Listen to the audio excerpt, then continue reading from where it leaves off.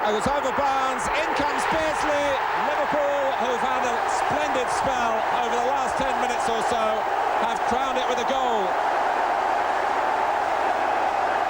Good point, though, John, that you made about the sweeper. There will be difficulties in that department in England. Whether they will follow the sweeper system in the English First Division, I wonder about that. I would like to see it happen, but the question is whether the managers will have the courage to do so. Let's stand by now for the national anthem.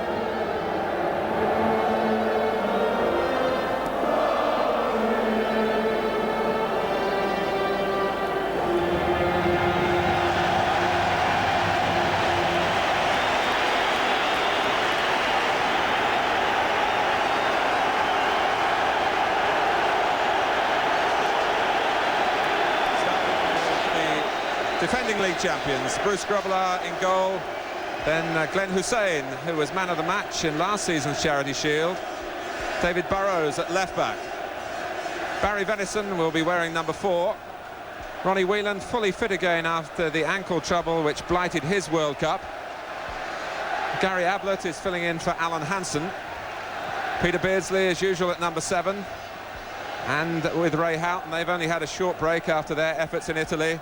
But at number 9, Ian Rush admitting he's feeling really refreshed after an 11-week break. And then 2 more of England's World Cup warriors, John Barnes and Steve McMahon. So as well as Hansen, Steve Nicol and Jan Molby are on the early season casualty list. Well, Manchester United, when Les Sealey sensationally replaced Jim Leighton for the cup final replay, he was on loan from Luton, but Manchester United have signed him now to a full contract. And he's selected again in front of Scotland's World Cup goalkeeper, Jim Leighton. Dennis Irwin, an even more recent recruit at right back. Then Mal Donaghy, who'll play in the centre of defence, along with Steve Bruce. Michael Phelan will be in midfield today. And there will be a third centre-back, and that will be the number 6, Gary Pallister. Quite confusing with the Manchester United numbers, because Clayton Blackmore will play at left-back. But Paul Ince at number 8, then Brian McClare, much more a midfield player these days than a striker. The main striker is Mark Hughes, and he's supported by Danny Wallace. So out for United, Brian Robson, of course, Neil Webb, who should be fit for the start of the league season next Saturday, and the scorer of the goal which brought them here, Lee Martin, who got the winner in the cup final replay. Well, George Courtney was England's World Cup referee. And the 2 linesmen are Jeff Pearson on the left and the bearded Martin Mountain. And it will be quite a responsibility for them, with the offside law having been amended. Would certainly have suited Andy Gray in his heyday, where you are now onside if you're level with the crucial defender. I reckon that rule cost me about 70 goals in my career, Martin. And not a tongue-in-cheek.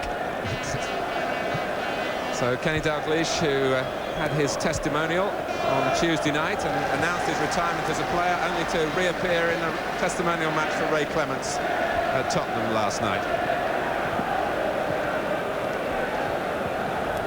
Well, here is Dennis Irwin, who impressed Manchester United, particularly in the FA Cup semi-finals last season when he played so well for Oldham Athletic, and he played here at Wembley in the Littlewoods Cup final, although in defeat for Oldham against Nottingham Forest.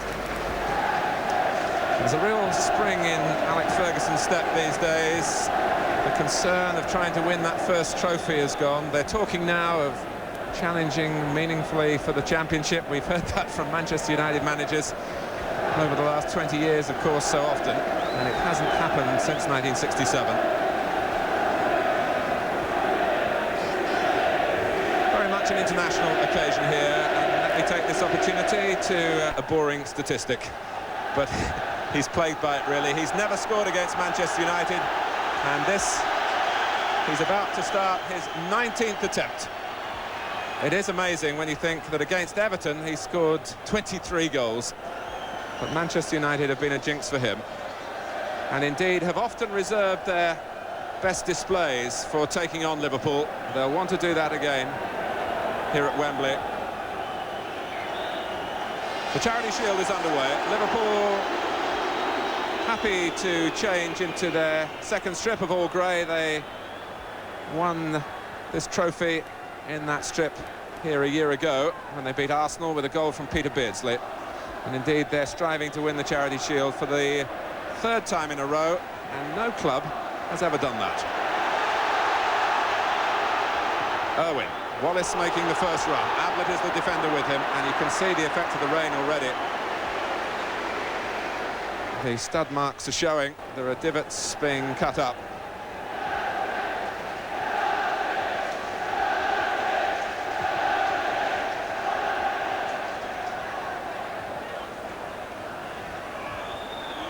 Rush. Here's David Miles. Ray Houghton has found a way through the middle. And Bruce.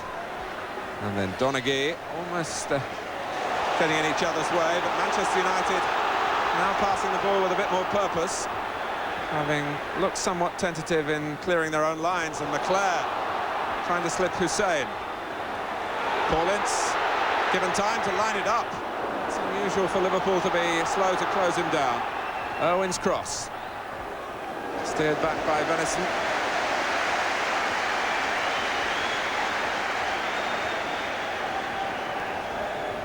Well, Andy Gray assessing the systems, I'm sure, already. Barry Venison clearly at right back for Liverpool, but you had a look at Manchester United against Rangers on Wednesday and their new style of playing. Yes, they do play that. The talk about sweeper is very interesting. They don't play sweeper in the usual way. They play more or less three centre-backs square. Mal Donaghy in that position today. He's not going to lie very deep, but what he does do is he plays up beside Gary Pallister and Steve Bruce, and it just gives him that extra bit of safety net just there in the middle of the park. And what we've seen already is it allows Clayton Blackmore and Dennis Irwin the freedom to get forward at every opportunity. But you were right, there's nothing new from Liverpool. 4-4-2, pass the ball around. In training, you know, they don't do too much more once they've got their stamina work underway pre-season than play five-a-sides, and it's often said that they apply those principles to the 11-a-side game. Pass and move, support, always give plenty of options for the man in possession, who at the moment is Glenn Hussein. Sounds simple when you put it like that, but everyone tries to emulate Liverpool, and very, very few succeed. Venison. Peter Beardsley will be another of the players anxious to catch Graham Taylor's eye.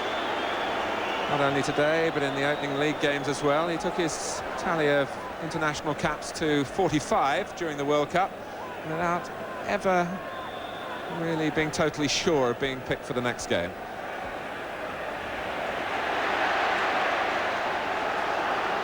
Wallace. Quick piece of thinking by Wallace at the throw, and Brian McClare goes on for Manchester United. Well, it was the sort of opening you don't get too often against Liverpool.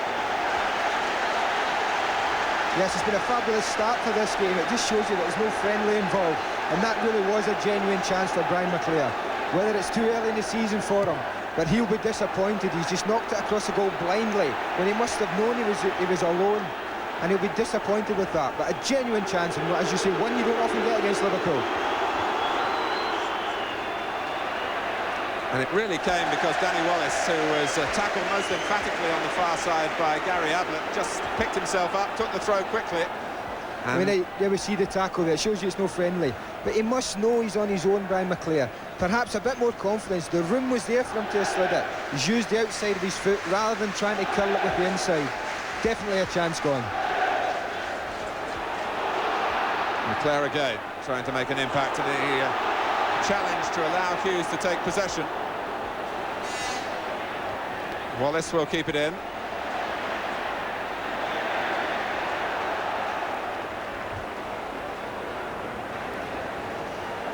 When Brian McClare first came south to Manchester from Scotland, his first season 31 goals, his second season 17 goals, last season 8 goals, and with the diminishing return the lack of confidence as well in those sort of circumstances. But of course that's partly explained by the change in his job for the side.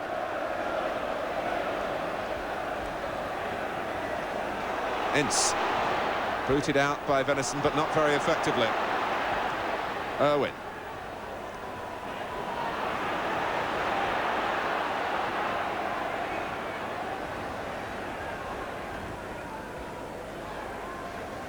Whelan. Beardsley is offside. And I think that's the example we've just seen there. Beardsley getting caught offside, even though Manchester United are playing the sweeper system, so-called, but they are playing very square still.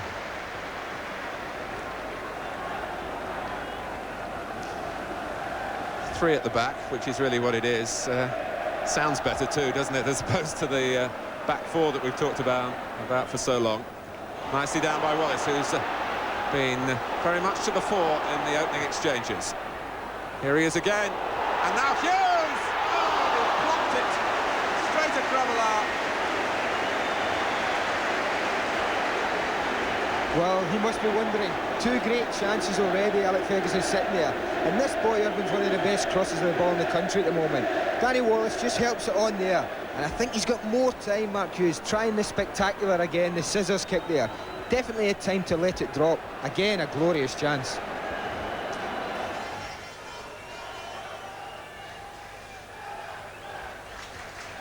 Donaghy. He was tripped by Beardsley. Liverpool might just fancy nicking the ball there. Certainly both Rush and Beardsley went in with that in mind. Although it's very nice to see players confident enough like Mal Donaghy is there to bring the ball out like that. He is taking a chance against two of the best, what you call nickers of the ball from back men in the game. That's Beardsley and Rush. And as he moved forward, his two compatriots at the back moved away from him as well into wider positions.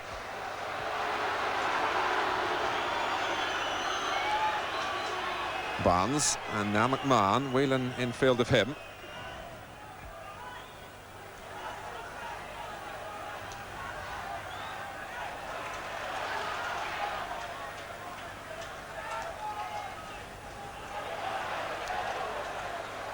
Burrows. 4 forward for Liverpool in this attack. Manchester United have plenty of cover on at the moment, but they can't stop McMahon shooting it. Ricocheted off Bruce, and Seeley can't prevent the corner.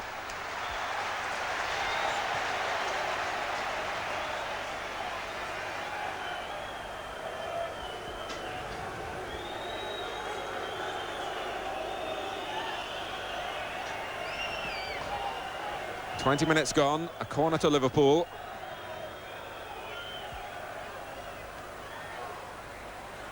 Whelan, aware of where McMahon was lurking, and that was beautifully delivered. And Blackmore took down Ronnie Whelan then in what was not exactly a goal-scoring opportunity, but it was certainly a goal-creating opportunity. It was a super ball, but it's something that's going to happen early in the season, I think, Martin. People are going to miss time tackles, passes are going to go astray. It was a superb ball that actually done Clayton Blackmore. Maybe George could have been a little bit kinder there, but he's set his stall like Josh Courtney. Now he's told everyone in the ground, any nonsense and they're going in the boot. I'm the letter of the law, and that's it. A booking for Blackmore.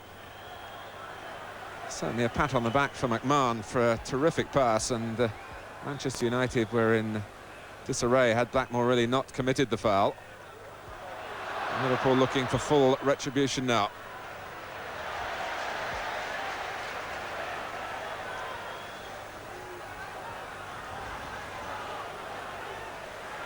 Wallace, the way forward for Manchester United here.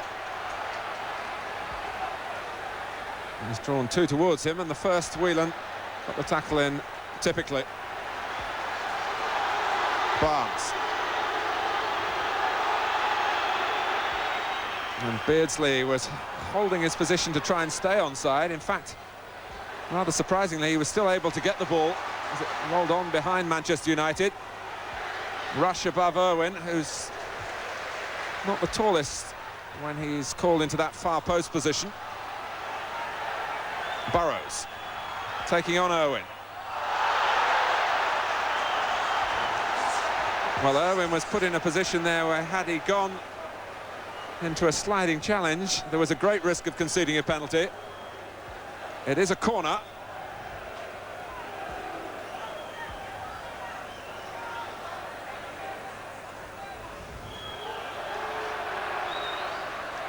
Barnes kept it in, but only for McClare. He wasn't a very grateful recipient there.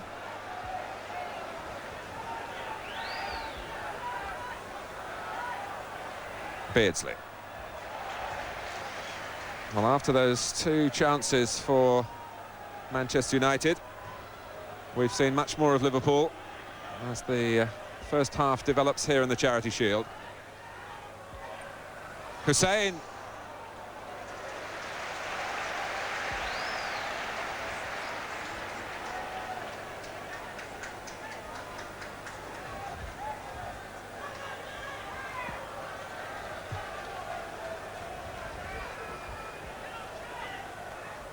Won well by Burrows.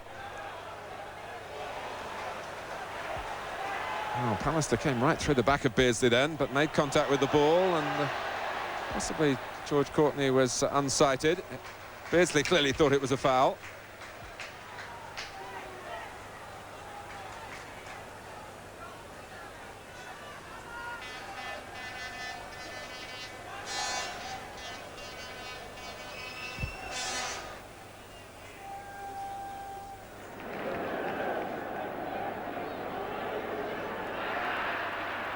Robbins ready for action.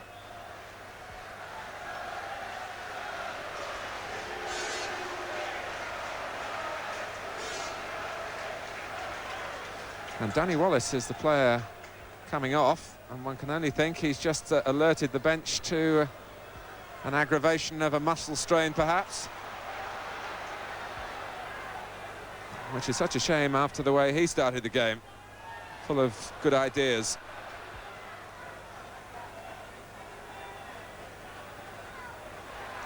Hughes.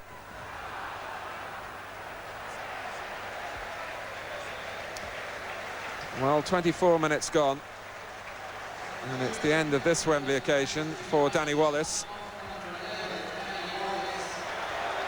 But his misfortune,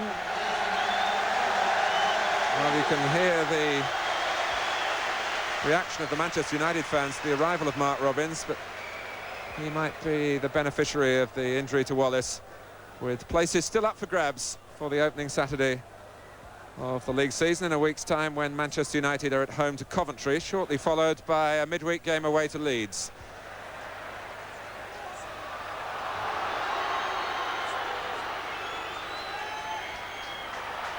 Beardsley, Rush. Barnes trying to trick Pallister, he's done that, and then almost ran out of room. He didn't take it over the goal line, but in straining to prevent that happening, got no power into the cross.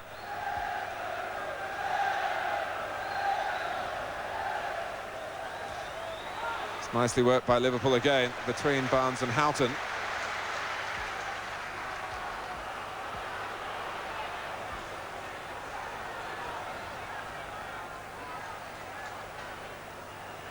Blackmore. A couple of tough challenges from Whelan, typifying the rivalry that there is between these two big city clubs in the northwest. And Danny Wallace heading for the showers. Andy, I think it's fair to say that Alec Ferguson hasn't finalised his team for the opening game of the league season. Yeah, I spoke to Alec in the tunnel about half an hour before the game, and I think that he knows more or less what he wants, I think, but he's not quite sure in one or two areas, and I think the one up front is one he's not sure of, and I think with the two finishes, or attempted finishes we've seen in this game, we can probably see why, and I think that's the one area that troubles him more than any other. Venice. Three in the centre for Liverpool. Now they'll have to reposition. Patience, the name of the game in this attack. It's a quality that Liverpool have never been short of. And Burrows got beyond McClare. Long leg from Pallister. Burrows again. Pallister again.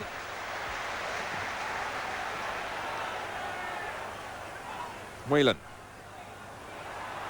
Oh, that's delightful from Liverpool, with Ronnie Whelan, the architect, and players on both sides of him helping out.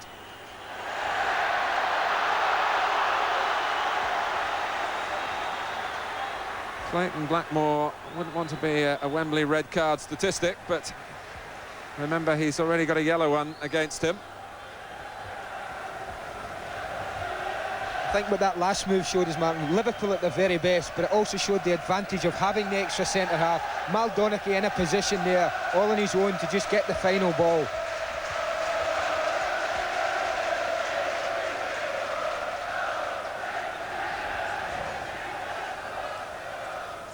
It's an absorbing match. We've had half an hour of it. It's 0-0. It's a Liverpool free kick. Oh, and Rush. Still he waits to open his account against Manchester United. And he's been waiting since 1981. And he won't have had many better chances.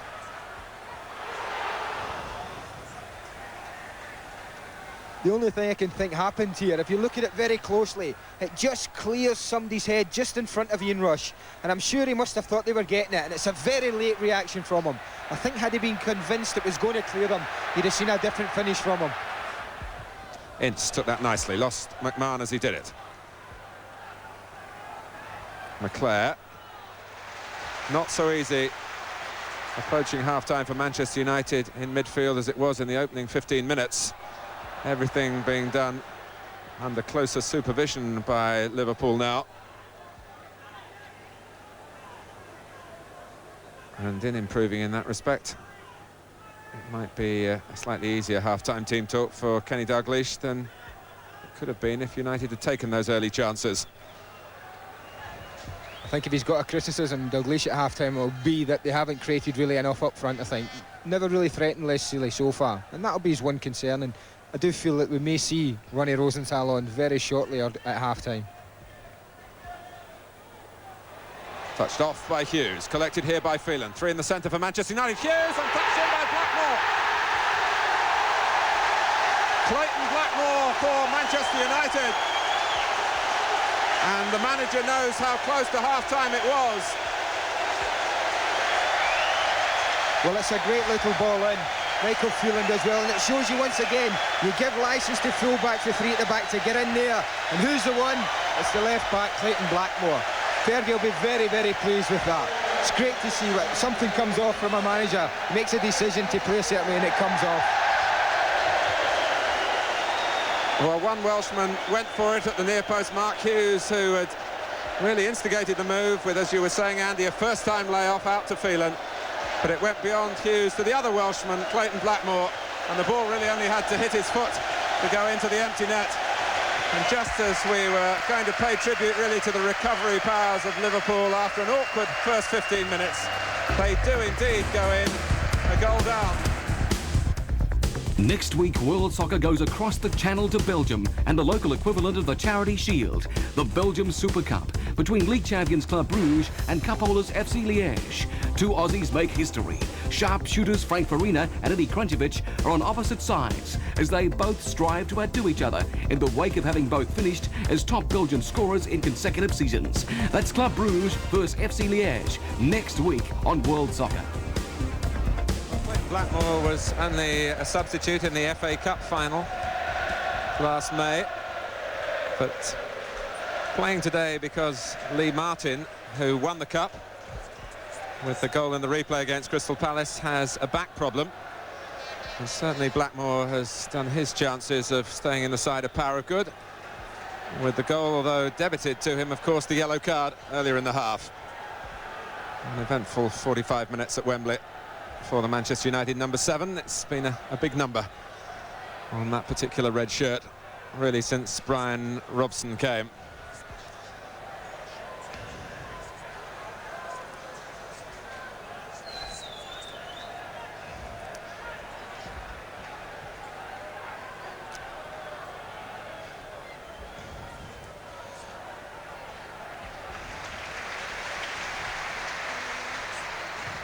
No alterations by the two managers at half-time.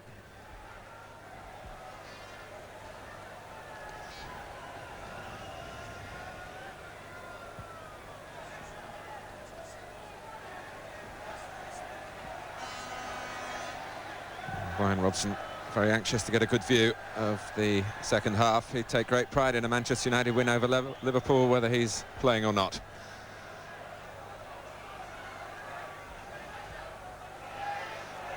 Liverpool, remember, has a nasty challenge by Hughes on Hussein.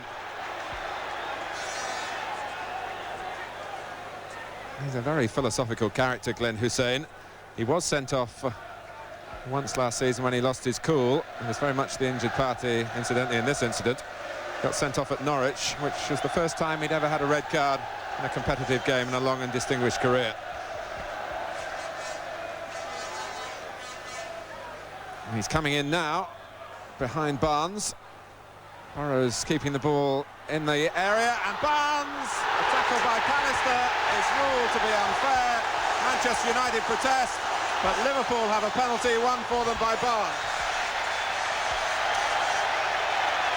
I must admit, Martin, I will like to see this again. I know George Courtney doesn't have this, doesn't have the advantage of a replay, but I would like to see this again.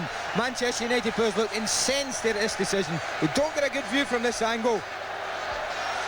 Well, I'm glad I wasn't the referee. I think John Barnes has made a little bit more of that, but the referee's saying it was a penalty. You don't argue with him. I think Gary Pallister will feel a little bit unfortunate. He didn't get the ball, I didn't think, but I don't think he took John Barnes either. Leading the protests, Paul Ince, a yellow card for him. It was a difficult angle for Pallister to make the tackle, but with those long legs, he would claim that he got to the ball first. Barnes scored a penalty against Manchester United in the last league game between the two sides, but against a different goalkeeper. Is this the equaliser? It is!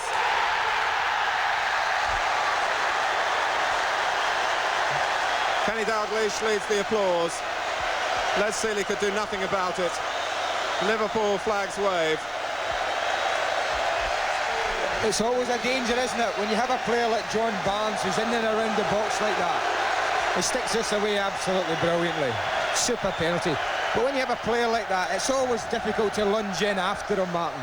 And Gary Pallister would know that, and you're always going to take a chance of giving away a penalty.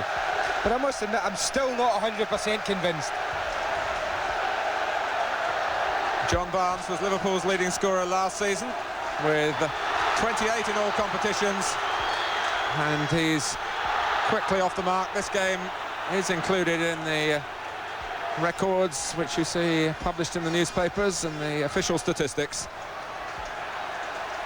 So one for Barnes, one for Liverpool, and 1-1 in a terrific Charity Shield.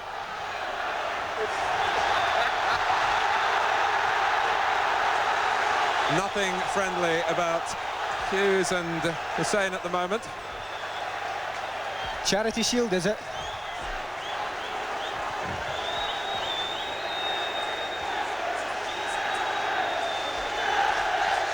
This is another view, more akin perhaps to George Courtney's. There was a touch of the ball there.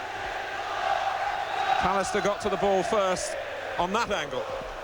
Well, I think once again you and I were right. Makes a change.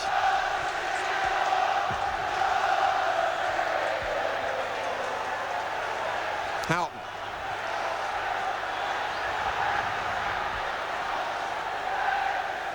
It is one of the gripes in the English game from other clubs that Liverpool always seem to get a lot of penalties. 15 last season. And I think Manchester United got one, maybe two. But Liverpool will say, if you attack as well as we do, you get the ball into the penalty area, our players get fouled.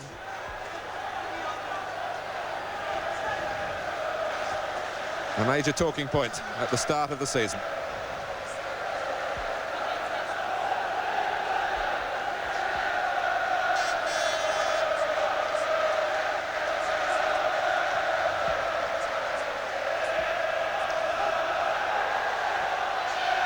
Barnes tracking back.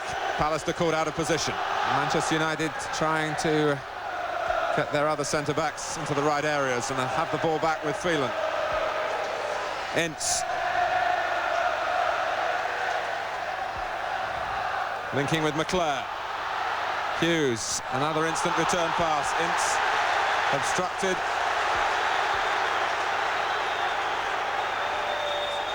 What the pros would call blocking off the run. But George Courtney, as yet, hasn't raised an arm to indicate an indirect free kick, so maybe he's construed it as a real push. And the arm still stays down. So one can assume that Manchester United can strike directly at Bruce Grobbelaar's goal.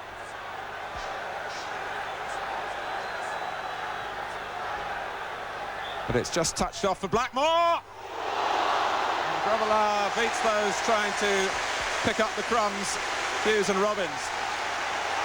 Nearly number 2 for Clayton Blackmore.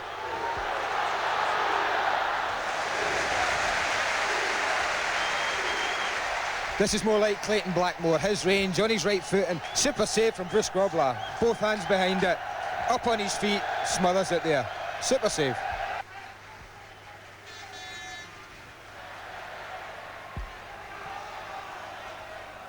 Phelan.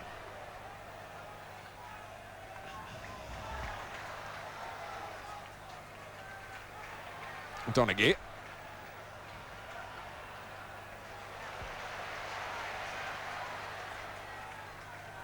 "20 minutes left. Manchester United 1-1 with Liverpool. And looking up and seeing some disciplined defending going on by Liverpool as a unit. Everyone playing their part, either by marking or chasing or harrowing or trying to tackle. As Blackmore! He still made the opening. And I should think of all the attacks that might impress Alex Ferguson the most. It was Liverpool-like in its patience and perception. It brought a chance to, and a very fine save. Oh, this is a superb strike, and Bruce Grobbelaar at his very, very best. Magnificent save. He's looked sharp, Bruce, and that was a superb save.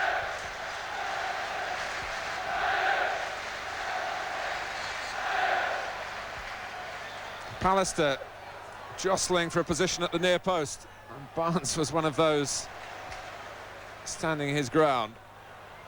Blackmore.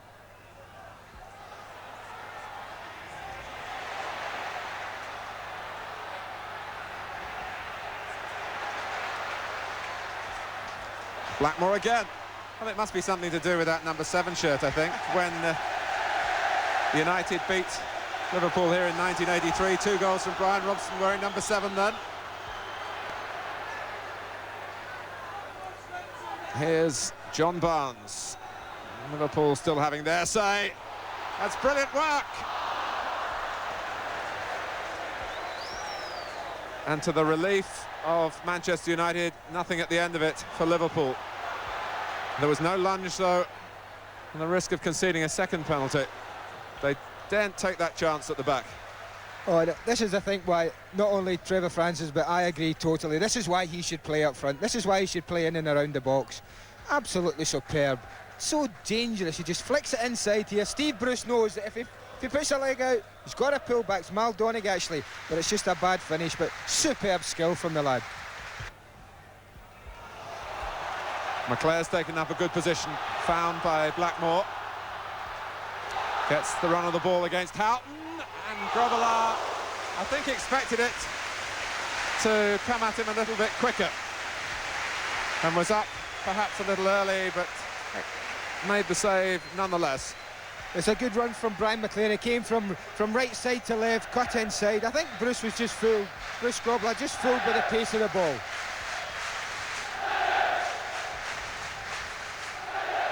Corner to Manchester United.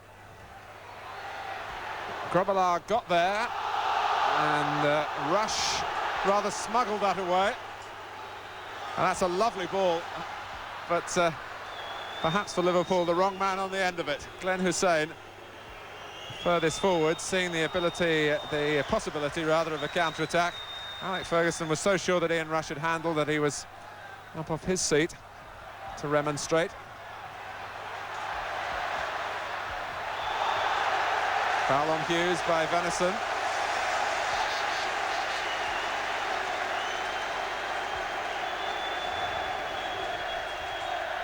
I don't think Glenn Hussein's come up against many Mark Hugheses in his career. I know he's well travelled, Martin, but he really is a one-off, Mark Hughes. Good spell this for Manchester United. Finding a second wind.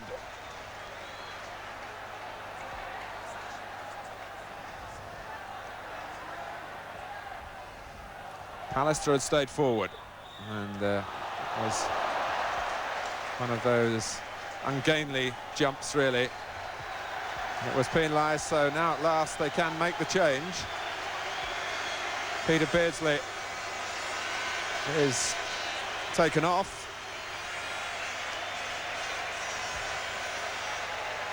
For the Israeli international.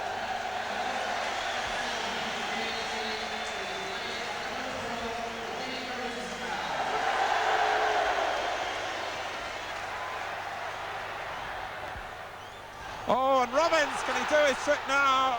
He might yet. But he hasn't. And I think Alec Ferguson would have backed him, but he'd have lost. It's one of the few times that Dennis Irwin got down the right, but it's a great tackle from Barry Venison there. He really does tremendously well. Where he's got options where he could lay it back there, he decides to go his own little goal scorers and screws it wide. Yes, he wasn't going to touch it off to Brian McClare, was he? He certainly wasn't. And it has been an engaging match, and I think in the end, the right result. Both sides had their spells where they exerted some control. And perhaps Manchester United will feel the more disappointed because they were in front, and then after Clayton Blackmore's goal, they fiercely contested the penalty that brought Liverpool the equaliser. And I think with the benefit of our multi-camera coverage here, we might have proved their case, really. But Liverpool took full advantage of it. And it's 1-1 at the end, with John Barnes having delivered the perfect penalty past Les Sealey. It's Manchester United 1, Liverpool 1.